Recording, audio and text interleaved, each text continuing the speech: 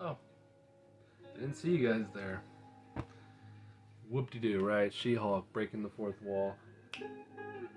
This is gonna be like zero cuts, zero edits. This is just gonna be a straight up film because I wanted to cut. Sorry, straight up like just deep dive into what I'm talking about. And that's just like with Hollywood running out of ideas, and then my favorite Marvel. It's just to me, it just looks like it's crumbling in front of like it's just crumbling down. At least for the MCU Phase Four, at least, or a lot of the guys I like say they say I see guys say MCU. That is hilarious. I came across someone or like a channel called Nerdrotic, and oh my god, he pretty much hits it right on this like right on the money. I agree with everything he says. The reason I did that at the beginning, the breaking the fourth wall, is just because you gotta be funny to do it. Like that's straight up for me how that works. You gotta be funny. Um, episode one, not at all did I find it hilarious. It just seemed very like a really good word for it is like very cringe. Um, her being naturally just better than the Hulk, at least they try to portray it, was also cringe. Um, the whole speech she had about why she's always in control. I just sat there like, hmm. So we went from legit build-ups, cool story arcs, to someone just naturally being great like that. Just naturally being incredible. The most incredible, amazing, natural, gifted superhero in the entire world. At the same time, you want her to be super funny. I can't dig that. I'm really just watching the show for the cameos and at least for the future, like Phase Five, Phase Six. Just didn't like it. So let me just transition real quick because you know about like 2 3 minutes in, I just want to bring up the whole Hollywood aspect and what I'm saying, like just how bad these directors and producers are getting. Like for certain films, like yesterday I saw The Invitation. It's about this woman that goes, well, she lost her parents, and she goes on like an ancestry type thing online. She finds a cousin overseas, and I forgot where it was, but it's overseas. Um, it ends up getting crazy, right? There's some type of creatures. It's a suspense film. La di da di da. There could have been so much. There could have been so much potential. You know. She. I mean, just her willingly going overseas to meet people that she's never met before, live in their big old scary mansion, finding out what's really going on behind the scenes of these people. Could have been great. Could have been amazing. But it's just like that is why I'm bringing up She-Hulk too, because this it's like it's just over and over and over. We like I think we can take a pause on the whole women empowerment aspect in films, because the Invitation could have been a great film for the ages. It could have been amazing, but they pushed it too hard. They had I can't even say like what's up. Like the main character or the main villain in the film, the big big bad, we'll say.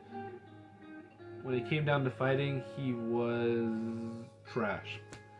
Apparently, but after you would expect he'd be super experienced, super talented, but no, not at all. No, apparently not, because someone that just met him for the first time was able to just destroy him. Like Goku and Krillin. Like she was Goku, and somehow this dude that's been around forever is like straight up Krillin, and Goku would just whip his ass, right? I You don't get how much that frustrates me. This was like, and I know I had to do this video because it clicked. I was like, man, I can't keep watching films like this, or at least being tricked, because the trailers try to trick you and make it seem like it's good. There's scenes in the movie that was amazing. I was like, okay, I'm getting a little chills. This could make up for the entire film, and then it goes right back to what the film was. Just a hot mess of just just pushing messages into the film, things that you've already watched in other movies, shows. Like they're just shoving it down your throat over and over, and eventually people are gonna stop watching that stuff and they're gonna look closer because I am now going to. It was horrible. It was so sad. There's one scene where there was like a dinner scene where they were all dining, and that is ultimately the greatest scene in that film. It is a great scene in general, the way it was, shot and everything, but it just doesn't matter because of how bad the rest of the film is. And they need to stop doing this best friend thing. It is annoying. Like she's got a best friend, she's calling, video chatting, texting, and when they're in person, it's like it's just it's so cringy, man.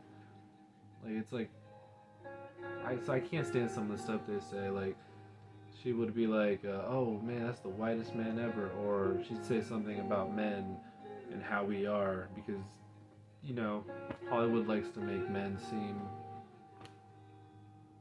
I don't know, like we're the horror story, like apparently hot trash. I don't recommend watching Imitation unless you want to validate my thoughts. Then yeah, go see it just to come to me and be like, yeah, you know what, I see where you're coming from. Because that's respect, man. We see all of our views and opinions. We put it, into stone, and we understand each other. But yeah, personally, it was a trash film, or better yet, a trash ass film. The Invitation, because it's ass. She-Hulk. Well, since I'm clearly done with The Invitation, you guys know what I think about it. I just said it. She-Hulk. I like the actress. She's cool. It's just who she is forced to play in this film. She can't play like a humble She-Hulk that's like super like you know she's accepting of what she has. She's appreciative. She will learn and understand from Bruce. No, she thinks she's better. She thinks she knows everything. She thinks she can do whatever she wants. And she also thinks that while having this power or gift, that she can't help others. Like that's it. Like to think off the bat, like automatically you get these powers and you don't want to help anyone out. Like that makes you seem like such a douche on screen. Like I said, I'm not talking about the actress. I love the actress. I'm talking about the character she's portraying, and I don't like it. Like I don't like her. Don't like the character. Don't like the character at all. Disney is gonna continue to mess up characters we love. They, I'm hoping they don't mess up. Daredevil. You can't mess it up. You really can't. And it sucks because I think they're going with that yellow red type of suit to make him look more like more like a light character opposed to very dark and evil like he is. You know what I mean by evil, like the anti-hero-ish evil, not the I want to kill everybody evil, but just him being so dark. I think they want to push him more like a funny character again. They want to make every character funny. It doesn't work. She-Hulk should not be breaking the fourth wall at all. There's no need for that. She needs freaking character development and a build up. That if anyone should have a fourth wall, it's Professor Hulk. He's been through hellish shit, and now he's like a merged Hulk, merged self. I mean, what you could do so much funny stuff with that. He's been hilarious throughout the years because we've known him. This shit we don't know, and she's breaking the fourth wall. Like at least when Ryan Reynolds came in as Deadpool, we knew what he was about. We knew, that he was a comedian. He was funny. He was in all these standalone films. It was awesome when he came in. Plus, it was rated R, so we knew we could feel real comfortable going in and expecting a lot. She-Hulk is still like a, I believe it's PG-13, and yeah, I mean it's gonna be so cringe. Like the jokes are gonna be so dry because of that. I make this video for people that don't wanna or that can't talk to people that feel this way or think these thoughts. You know, because there's a lot of great shows. I loved WandaVision. I loved Loki. When I'm talking about Marvel, you know,